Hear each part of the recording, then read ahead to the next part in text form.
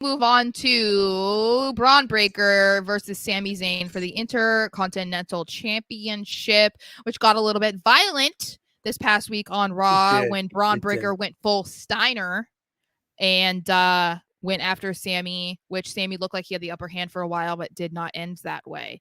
So we're definitely seeing a more intense version of Bron Breakker. Thank God, though, because we were calling for him to turn heel when he was in NXT, and I think he's just thriving. Like, this is what he's needed to be.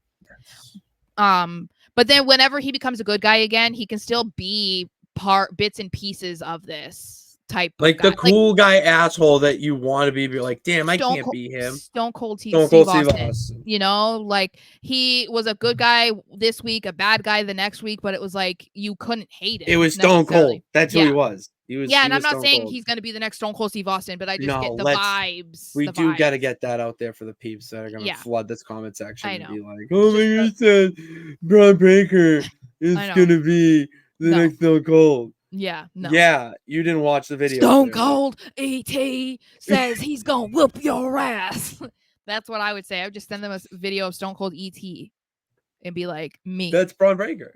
Yeah, it was him all along. It was him. It was me, Austin. Yeah. It was me all along. I did it for The Rock. And then, so my guess, this one's a little bit hard. I just think that Sami has to retain the first time. I wouldn't be mad if he loses it to Bron Breakker eventually, but I just don't know that, like, 2.5 months after winning it against Gunther, you're losing it at Money in the Bank. I would assume that Sami retains at Money in the Bank, maybe loses it to Bron Breakker at SummerSlam.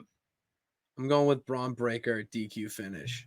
Okay, so basically it's still Sami retains. Yes. Yeah. And I only say that because they have to set up the Fatal 4-Way at SummerSlam.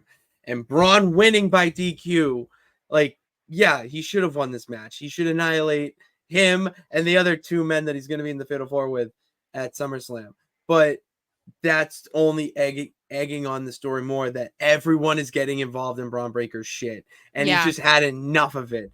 So he doesn't care who he has to go through, how many dudes you have to put into the ring. He's going to walk out Intercontinental Champion. We're going to see that at SummerSlam, but the seeds be planted at Money in the Bank.